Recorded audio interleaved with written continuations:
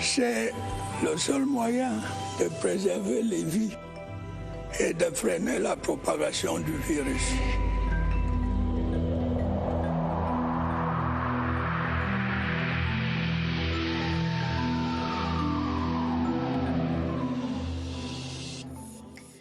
Madame, Monsieur, merci de nous recevoir chez vous. Yaoundé accueille demain la deuxième conférence semestrielle des gouverneurs de région. Les travaux de 2 jours s'ouvrent sur le thème décentralisation et ordre public et seront présidés par le ministre de l'administration territoriale Paul Atangandji.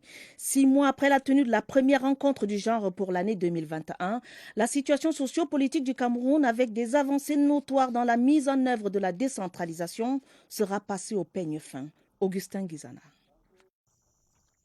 Ils sont témoins du processus d'accélération de la décentralisation ces dernières semaines au Cameroun, parce que les gouverneurs ont eu tous un dénominateur commun dans leur territoire de commandement respectif. Ils ont représenté l'État aux sessions budgétaires des conseils régionaux dans l'Adamawa, le centre, le littoral, l'Est, l'extrême nord, le nord, le sud. Dans le nord-ouest et le sud-ouest, les assemblées régionales ont tenu leur session ordinaire. Les différents public independent conciliators ont été nommés par le président de la République, ce qui étoffe l'autonomie de ces 2 régions à statut spécial.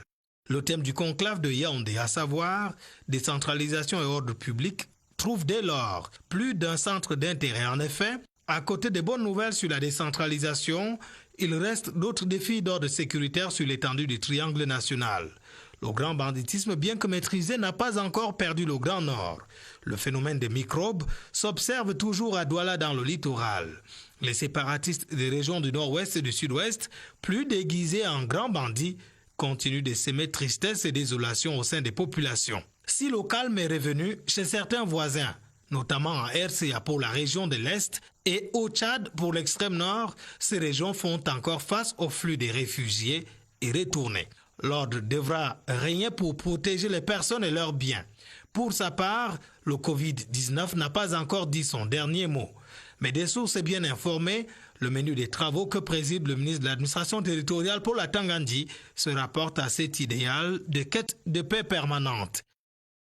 Plusieurs gouverneurs sont déjà dans la cité capitale Yaoundé. Ils vont présenter la situation de leurs régions respectives, faire des propositions et recevoir des instructions de leur hiérarchie. Tous sont sereins à moins de 24 heures du conclave de Yaoundé.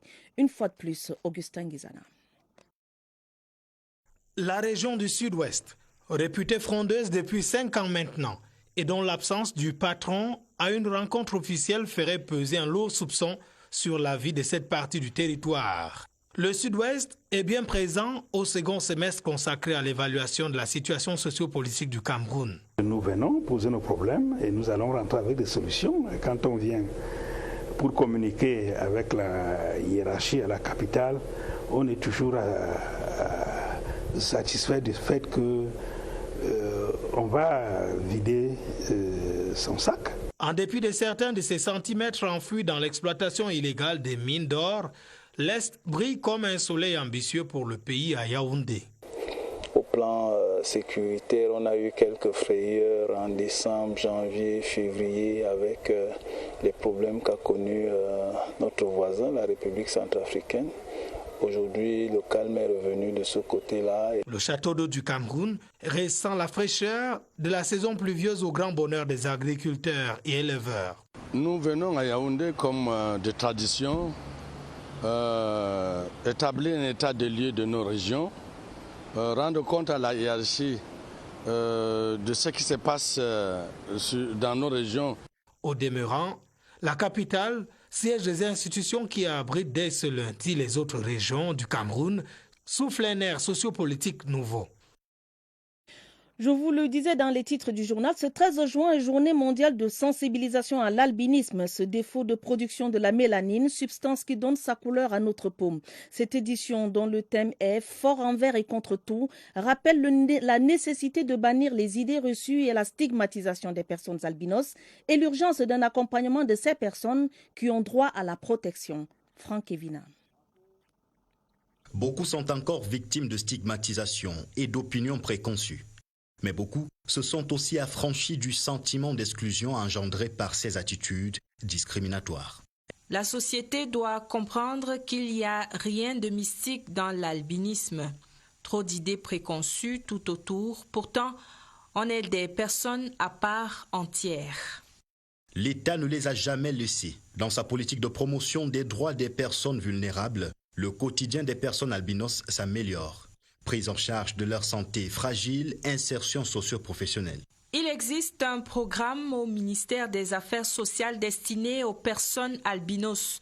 Ce programme prévoit notamment la gratuité de l'école pour les enfants albinos. Entre personnes albinos, elle se serre aussi les coudes pour changer les mentalités. J'invite toutes les personnes albinos à se mobiliser pour défendre leur cause.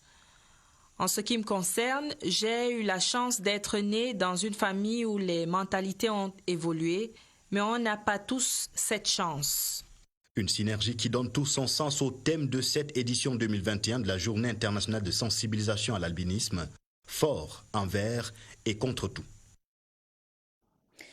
Dans la suite du journal, des sénateurs et chefs traditionnels ont rendu hommage ce jour à l'ancien vice-président du Sénat, Simon Achidiachou, décédé le 4 mai dernier. L'hommage avait pour cadre la résidence du défunt à Yaoundé. Voici le reportage de Mathieu Kemgo. Dans leur tenue d'apparat, les sénateurs chefs traditionnels, dont le vice-président Tabetando et le secrétaire au Sénat, Fonchafa, sont venus dire leur reconnaissance à Simon Achidiachou, l'homme qui de 2013 à 2018 était vice-président à la Chambre haute du Parlement. Il aura marqué notre mise en place de la nouvelle Chambre, qu'est le Sénat, par ses conseils. Toute son expérience acquise tout au long de sa riche carrière, il nous l'a apporté au Sénat. L'homme de paix et de culture a été célébré au rythme des danses de sa terre natale, le Nord-Ouest. Il aimait tous les Camerounais, a-t-on entendu ici, et les représentants des chefs traditionnels de plusieurs régions du Cameroun l'ont reconnu. Par sa façon d'être et sa façon de faire, il est resté lui-même et c'était l'homme du peuple, c'était l'homme de tout le monde. C'était un grand notable à la chefferie traditionnelle, pas seulement du Nord-Ouest, mais du Cameroun. Les témoignages l'ont décrit comme un homme politique engagé et courageux, généreux et affable.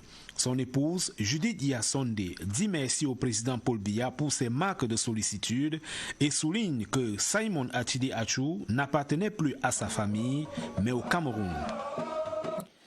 Nos pensées émues à Simon Achidiachou, ancien vice-président du Sénat et ancien premier ministre du Cameroun. Le haut-commissaire de Grande-Bretagne au Cameroun promet le soutien de son pays aux côtés de l'Assemblée régionale du Nord-Ouest pour le retour d'une paix durable. Son Excellence Christian Denis McClure était en visite au siège de cette institution à Bamenda. Le compte rendu de Laurent Chissoubé. Le docteur Christian Denis McClure est apparu au siège de l'Assemblée régionale du Nord-Ouest seulement quelques jours après la tenue de la toute première session de cette instance. Entre les membres du bureau exécutif conduit par le professeur Frou Angwafo de Tête et le haut-commissaire de Grande-Bretagne au Cameroun, des questions liées aux défis qui interpellent dans la région. Le diplomate anglais a promis apporter l'appui de son pays aux côtés de l'Assemblée régionale du Nord-Ouest dans les domaines tels que l'énergie renouvelable, la protection de la nature et la réduction de la violence. Le Royaume-Uni continuera à soutenir le soutien du gouvernement du Cameroun pour trouver un chemin pour une paix durable. Pour se rendre à l'évidence de cette visite première du genre, Dr Christian Denis McClure a visité tour à tour les différents compartiments du siège de l'Assemblée régionale. Le diplomate reprend le chemin retour en ayant en esprit l'image d'une région qui vit un calme relatif. Le Conseil régional du Nord a un nouveau président, Omar Ousmanou, qui remplace Alim Boukar, décédé le 29 mars dernier, a été élu au cours d'une session du Conseil régional à Garoua. Plus de précisions avec Claver Pascal Ndanga.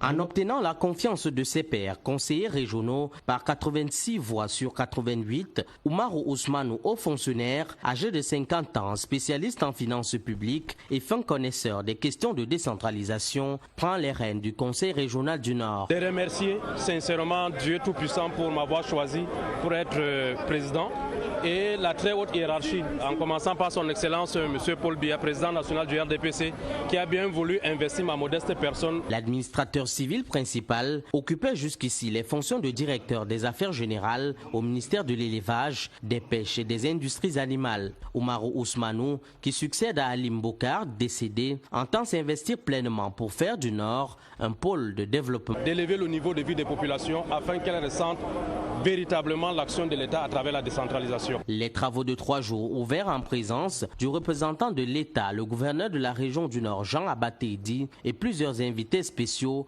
vont déboucher sur l'adoption du budget et du règlement intérieur du Conseil régional du Nord.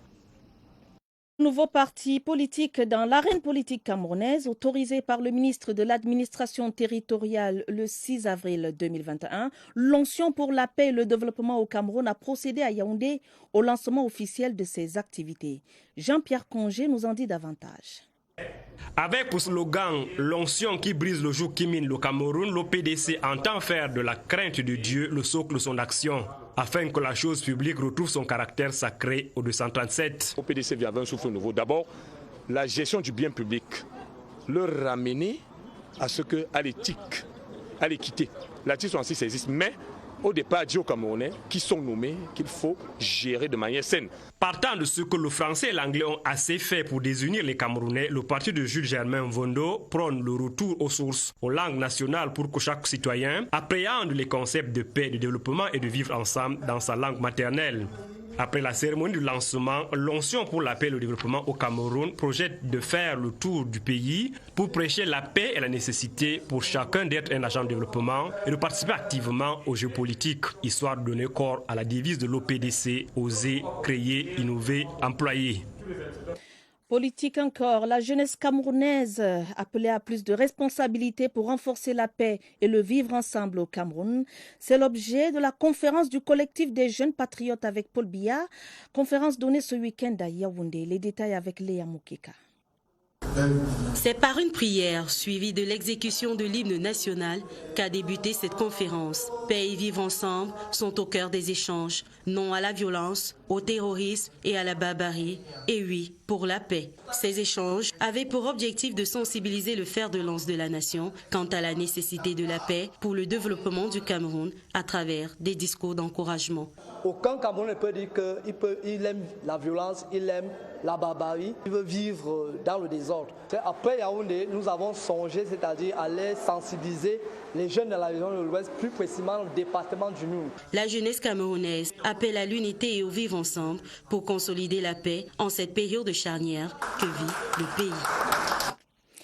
Réduire le nombre d'accidents de la circulation sur les tronçons qui mènent à la cimenterie, c'est l'objectif principal de la campagne de sensibilisation organisée par Simencam à l'intention des conducteurs de mototaxis exerçant sur les axes de l'arrondissement de Yaoundé 3 et de la Mefouakono. Plus de précisions avec Joséphine Eneke de CRTV Centre. Principal moyen de transport pour allier les localités riveraines à la cimenterie, les motos, au vu des travaux engagés sur la nationale numéro 3 et du flux important de camions sur cet axe, courent d'énormes risques d'accident. Voilà qui a motivé les responsables de Simencam à sensibiliser les conducteurs de motos sur les bonnes pratiques sur la route. L'objectif pour nous, c'est de sensibiliser l'ensemble des populations riveraines à la cimenterie par rapport à la route, dans l'optique d'avoir zéro accident pour les populations, pour les usagers et pour nos activités. Nous avons pris donc cette initiative de faire cette sensibilisation à 3 niveaux. Le premier niveau concernait nos camionneurs, nos transporteurs qui interviennent tous les jours sur cette route. Le second volet, c'était l'ensemble des populations riveraines. Et le troisième volet, c'est les mototaxis pour qu'ils puissent adopter des comportements responsables et que nous également, Simencam, nous puissions mener nos activités sans accident, tant sur notre site que sur la route qui mène à la cimenterie.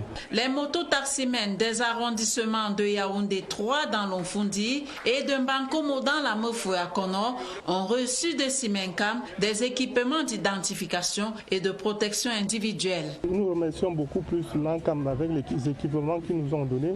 Nous irions dans le cadre de nos réunions associatives et syndicales transmettre ce message également à nos collègues pour qu'enfin l'arrondissement de Yaoundé 3 soit assaini. Pour les autorités locales, l'initiative de Simencam est à saluer. L'initiative s'inscrit en droite ligne dans l'action du gouvernement qui vise à lutter contre le désordre urbain. Ce n'est pas nouveau pour Simencam qui contribue à toutes les sollicitations pour le bien-être des populations de notre commune. Société citoyenne et leader des matériaux de construction au Cameroun et même en Afrique centrale, Simencam, depuis plus de 50 ans, se déploie à travers le pays pour préserver des vies et construire des édifices qui traversent le temps. Dans la suite du journal, parlons de ce drame survenu en Ngaoundéré. 3 enfants ont trouvé la mort suite à la consommation d'un repas en l'absence de leurs parents. Un repas qui était destiné à éliminer des rats dans la maisonnée. L'un des enfants rescapés est pris en charge dans un hôpital de la place. Le récit de Rigobert Chimiso de CRTV Adamawa. Quartier Aoussa de Ngaoundéré, c'est la consternation totale au domicile de la famille Soulé. 3 enfants ont trouvé la mort après avoir consommé un plat de riz mélangé au raticide. Il s'agit de Fadimatou, âgé de 2 ans, Bouba Soulé, 1 an, et Adja, fille de la voisine, âgée de 3 ans. Les enfants autour de environ 12 heures. Puisque la maman en question n'était pas là et le père également, lui aussi, il était au bureau. Après le réveil, l'enfant s'est mis à se plaindre de la famine et du coup, le plat a été posé là à côté du lit et c'était là que l'enfant a donc pris l'assiette et sorti à la véranda et retrouvé les 3 autres. La maman en question reconnaît avoir déposé là. Puis c'est elle-même qui a composé la nourriture de souris. Un 4e enfant, la nommée Zainabou, âgée de 3 ans, elle aussi qui a consommé la même nourriture, se trouve sous soins intensifs à l'hôpital protestant de Ngaoundéré. Une enquête de la police judiciaire a été ouverte pour déterminer les causes exactes de cette malheureuse situation. Et toujours dans le registre des faits de société, ils sont désormais entre les mains de la justice les 2 malfrats qui avaient ôté la vie à une sexagénaire il y a 1 an au quartier Emana Yaoundé. La restitution des faits s'est déroulée sur les lieux du crime vendredi dernier devant une foule d'habitants stupéfaits par la cruauté de l'acte. Franck Evina. Reconstitution d'une agression au couteau. L'acte fatal qui a ôté la vie à Dame Nkamounié Élise le 6 juin 2020. Ici dans les profondeurs d'Emana.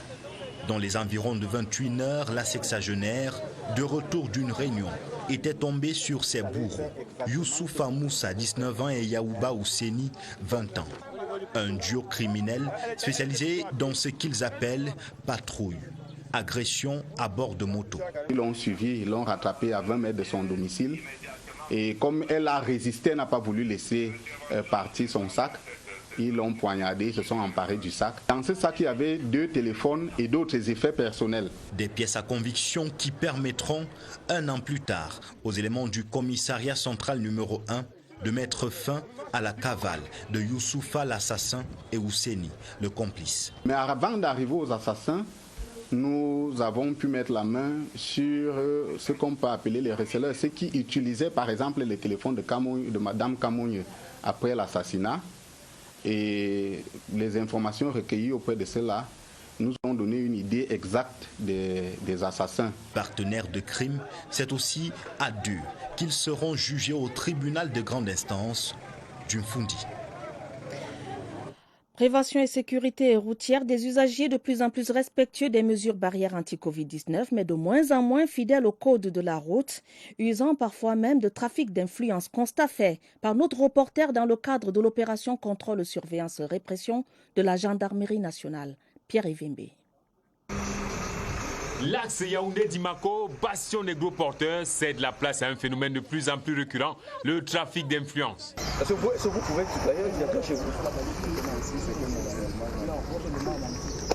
Le commandant Feugueux reste zen malgré tout, même face à cette délégation de Chinois pris pour excès de vitesse, refusant de s'identifier, de payer leurs amendes et filmant toutes les scènes pour une destination, bref. Les hommes de Galax et Toga, sachant que leur mission à la haute caution du chef de l'État, ont ramené leurs frères et amis à s'acquitter de leurs amendes. Nous vivons ces frustrations-là, mais bon, nous arrivons à les surpasser vu que c'est aussi ça notre travail. Nous ne sommes pas là pour les influencer, c'est pour ça que nous sommes obligés de les amener à comprendre pourquoi nous sommes là et nos missions qui nous amènent.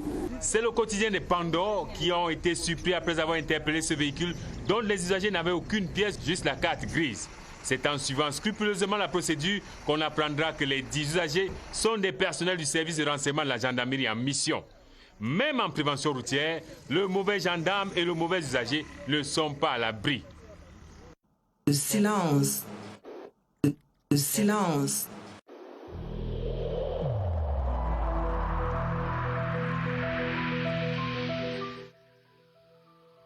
Malgré nos efforts, le Covid-19 a endeuillé de nombreuses familles et provoqué de graves difficultés dans le fonctionnement de notre économie et de notre société.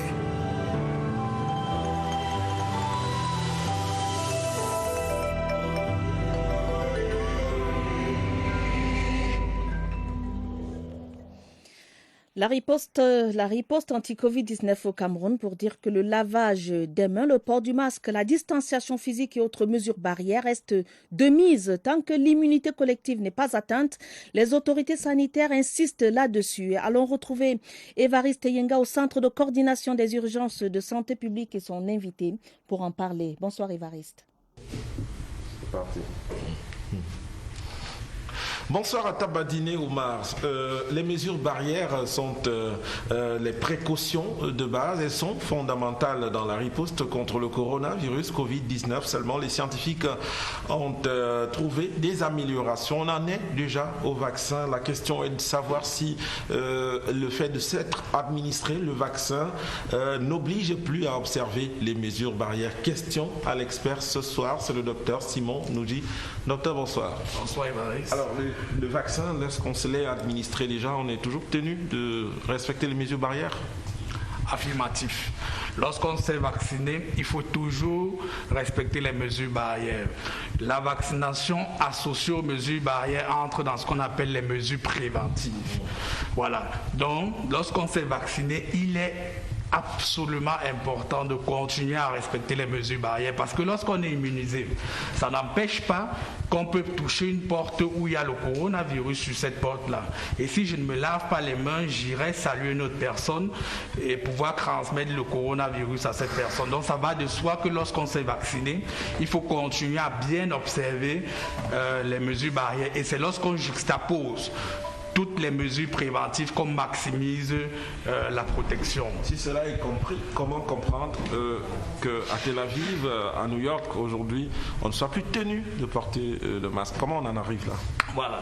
Là, pour le port du masque, ça c'est autre chose. Lorsqu'on atteint une situation où on a atteint ce qu'on appelle l'immunité collective. Voilà, parce que le coronavirus se transmet comment? Lorsqu'une personne qui est contaminée tous libère des gouttelettes qui sont chargées de particules virales.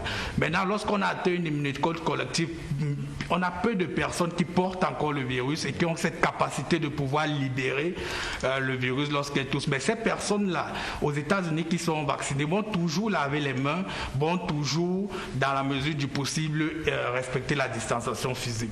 Voilà, donc l'observance des mesures barrières, il faut toujours, même lorsqu'on s'est vacciné. Merci à vous, docteur Simon Noudji, pour toutes ces précisions. Pour le cas du Cameroun, on n'a pas encore atteint l'immunité collective. Il faut au moins 25 000 personnes déjà vaccinées. L'objectif que se sont fixés les autorités sanitaires camerounaises. Et donc, on continue de se faire vacciner pour atteindre cette immunité collective et donc respecter toujours les mesures barrières. Merci Évariste. À mon tour, je vous dis merci à vous et à votre invité pour toutes ces précisions. En religion, la fraternité des femmes chrétiennes de la Presbyterian Church in Cameroun a 60 ans. Célébration ce dimanche 13 juin à la PCC de Kounou au cours d'un culte d'action de grâce conduit par le révérend Paul Ngunta. Les temps forts de ce culte avec Étienne Pascal Azégué. Plus de 40 groupes de la fraternité des femmes chrétiennes issus de la Réunion, du presbytère de Mungo Est sont venus célébrer le jubilé de diamant de leur association. Cela fait 60 ans que la fraternité des femmes chrétiennes existe. Nous célébrons le fait qu'avant, les femmes n'avaient pas la voix dans l'église. Mais aujourd'hui, nous avons les femmes qui parlent, On est convaincu qu'en Christ, nous avons la paix. En Christ, nous avons la joie. En Christ, nous avons la vie éternelle. L'événement a également ouvert la voie aux activités de couronnement d'un rassemblement annuel de 2 jours. La prédication du jour à Pisisi et Kounou est axée sur le thème de la célébration qui invite à rejeter tous ces fardeaux au Seigneur. L'association des femmes chrétiennes envisage de construire dans les prochains jours un centre d'emploi en Colbison pour l'émancipation des femmes et des filles. La paroisse Sainte Trinité de Bicop dans la Mefou à Konon célébrait ce dimanche ses 95 ans d'existence, célébration marquée par une messe pontificale dite par Monseigneur Jean Barga, archevêque métropolitain de Yaoundé, qui a demandé au peuple de Dieu de cultiver les valeurs de paix et de piété. Michel Renaud-Wandja. Créée en 1926, la paroisse Sainte Trinité de Bicop a forgé la vie de nombreux fidèles. La célébration des 95 ans de cette paroisse a permis de revisiter le parcours de cette communauté religieuse en termes de promotion des Saintes Écritures. Au cours de la prédication des circonstances, Monseigneur Jean Barga, l'archevêque métropolitain de Yaoundé, a prescrit au peuple de Dieu de cultiver l'amour du prochain. Les chrétiens semblent revivre aujourd'hui le nouveau départ. Le plus grand projet, c'est que le diocèse a décidé de faire de Bicop son centre de rayonnement agro-pastoral. Ici viendront se former beaucoup de gens. Je remercie toute la chrétienté depuis leurs ancêtres jusqu'à aujourd'hui pour cette fidélité à la mémoire ecclésiale, leur foi et leur engagement à faire de cette plateforme un lieu de référence. La messe pontificale de ce dimanche donne ainsi le ton aux préparatifs du centenaire de la dite paroisse. Religion encore, des imams étaient réunis ce week-end autour d'une conférence sur le thème de l'héritage selon l'islam. L'initiative de l'Association culturelle islamique du Cameroun, ASIC, visait à définir des canaux de résolution des problèmes liés à la gestion de l'héritage après le décès du chef de famille. Marlise Eno-Ambarga Oumo. Dans cette salle de conférence de la mosquée Bistan Colbison, dans l'arrondissement de Yaoundé 7e, que de veuves et pleurées. Elles n'ont pas fini de pleurer leurs conjoints, que déjà d'autres difficultés se présentent liées à l'héritage de la famille. Il y a trop de conflits dans les familles à cause des partages de l'héritage. Et des fois, on constate qu'il y a des familles qui n'ont même pas procédé à cet héritage-là pendant des années. Et en fin de compte, le bien revient à une seule famille. Les problèmes dans la famille, ça crée des disputes.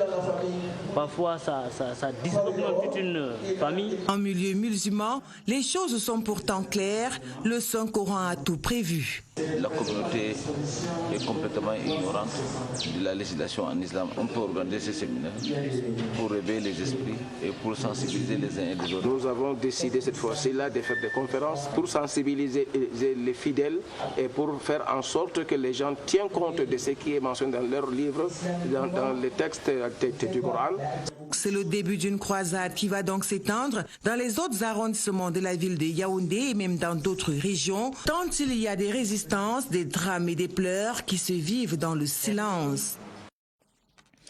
Paul Atogo Ini Foreva, décédé le 1er mai 2021, l'ancien secrétaire d'État à l'éducation a été inhumé à Hope Station, Bamenda, dans la région du Nord-Ouest. C'était en présence du représentant du chef de l'État, le gouverneur Adolphe Lélé-Afrique, qui a élevé le disparu à la dignité de grand officier de l'Ordre national de la valeur à titre posthume.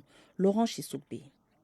C'est un homme d'État, un homme politique qui s'en va après une longue carrière riche et pleine dans l'administration. Paul Atogo Enoui, désormais pour l'éternité, aura apporté sa contribution dans le rayonnement de l'unité du Cameroun.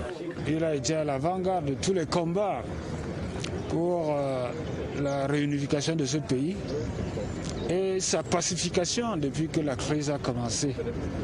Je voudrais par conséquent, au nom du chef de l'État, adresser à la famille éprouvée les sincères condoléances du chef de l'État et de la première dame auxquelles j'associe celle de la région du Nord-Ouest. Enseignant de formation, Paul Atogo Enui a été tour à tour ancien secrétaire d'État à l'éducation, président du conseil d'administration de l'Institut national de la cartographie, membre du comité central du RDPC entre autres. Le chef de l'État, à travers son représentant, le gouverneur du Nord-Ouest, lui a exprimé toute la reconnaissance de la nation en l'élevant à titre posthume au rang de dignité de grand officier de l'ordre de la valeur. Mon père était très sympa. Sa mission était de réunir la famille. Décédé de suite de maladie le 1er mai 2021 à l'âge de 77 ans, le fils d'Indikwa dans la Momo laisse un grand vide dans les cœurs. Paul Atogo Enui a pris son repos éternel dans le caveau familial à Bamenda. Le révérend Dr Georges Hervé Ateba, chargé de mission au secrétariat général du Premier ministère et pasteur à l'église presbytérienne du Cameroun, décédé le 9 mai dernier, a été porté en terre hier samedi dans son village natal, Meba, par Zoé Télé. C'était en présence de nombreuses personnalités, des amis et des collègues. Christelle Fouda. Tout au long du dernier voyage du révérend docteur Georges Hervé Ateba, c'était la tristesse. D'abord, à la morgue de l'hôpital général de Yaoundé, l'onde de choc n'a cessé de parcourir l'assistance. Puis, à Meba, son village natal, où familles, collègues, connaissances et amis sont venus nombreux lui dire adieu. Georges Hervé Ateba, c'était un homme pluriel, un homme aux qualités énormes, qui a passé sa vie à investir dans le social. Il a aidé les gens à des degrés divers, à payer les scolarités, à faciliter l'accès dans des services publics et privés. Un grand homme, pour tout dire. Le cérémonial de dépôt de la gerbe de fleurs et les éloges funèbres du représentant personnel du Premier ministre ont servi de préambule aux hommages en mémoire du haut commis de l'État, pasteur de l'église presbytérienne et chef de famille qu'a été le révérend docteur Georges Hervé Ateba. C'était notre baobab, c'était notre passeport par lequel toutes les portes nous étaient ouvertes. Maintenant qu'il est parti, c'est vraiment pénible pour nous. Avant la mise en terre, le collège de pasteurs a une ultime fois confié l'âme du défunt au Seigneur qui l'a servi tout au long de sa vie. Âgé de 55 ans, le révérend docteur Georges Hervé Ateba laisse derrière lui une veuve et des enfants esselés. Clap de fin pour Philémon Black Ondoa. Le conteur et homme de théâtre a été inhumé hier samedi dans son village natal à Ebanga par Endom.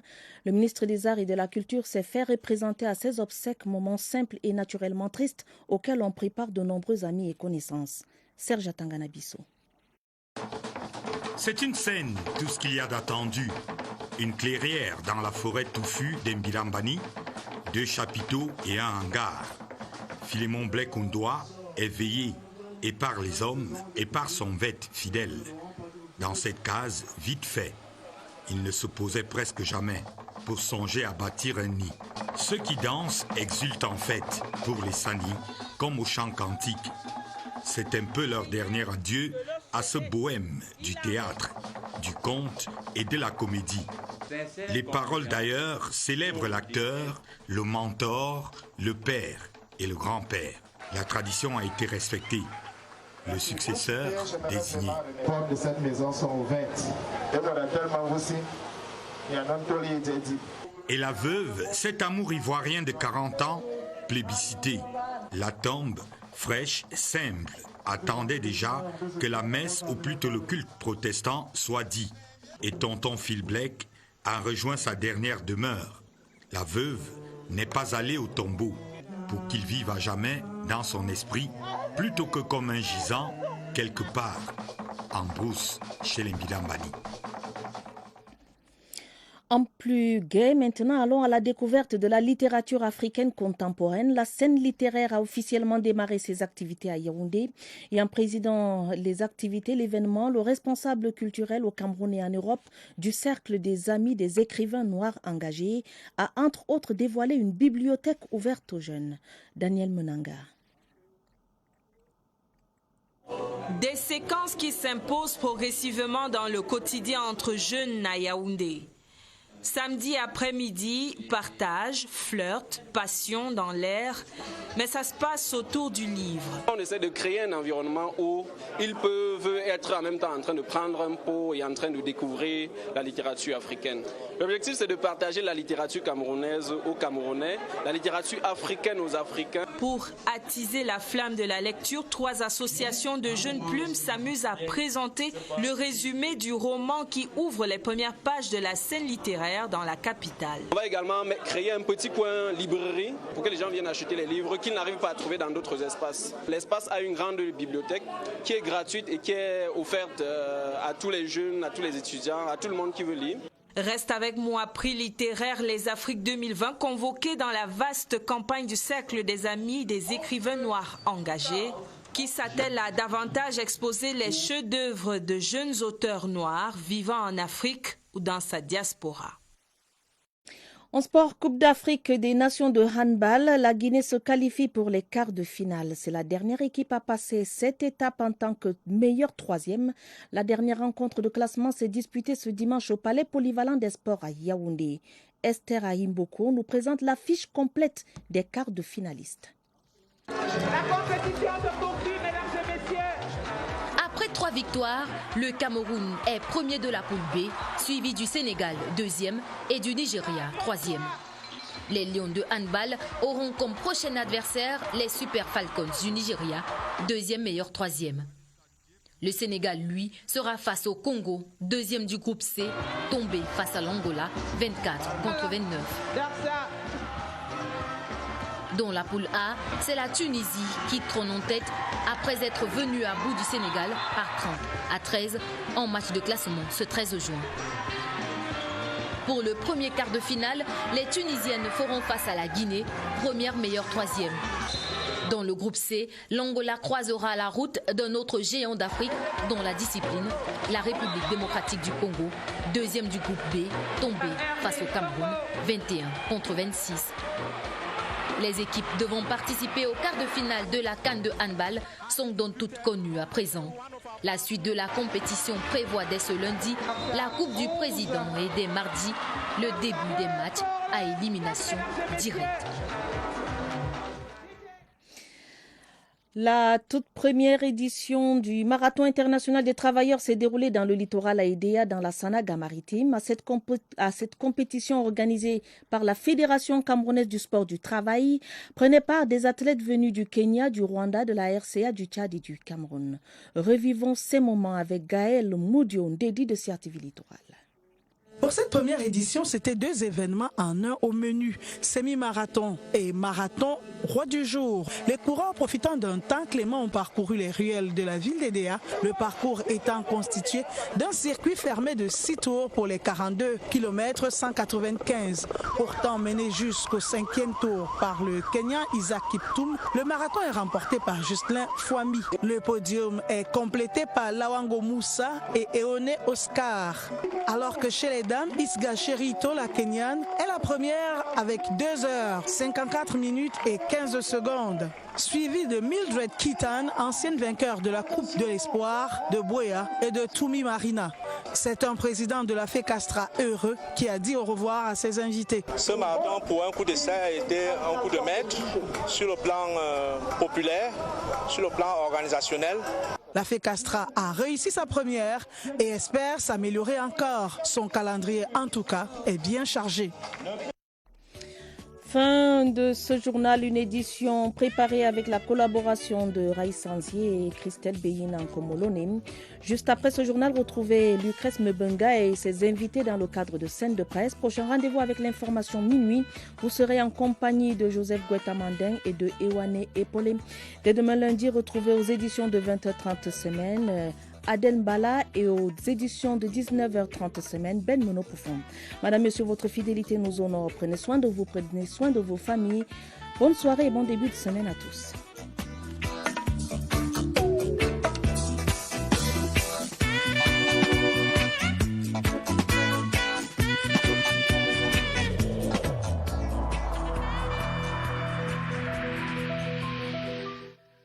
Je vous exhorte de nouveau à porter vos masques, à vous laver régulièrement les mains et à faire appel à un médecin ou à tout autre personnel de santé au cas où des symptômes apparaissent.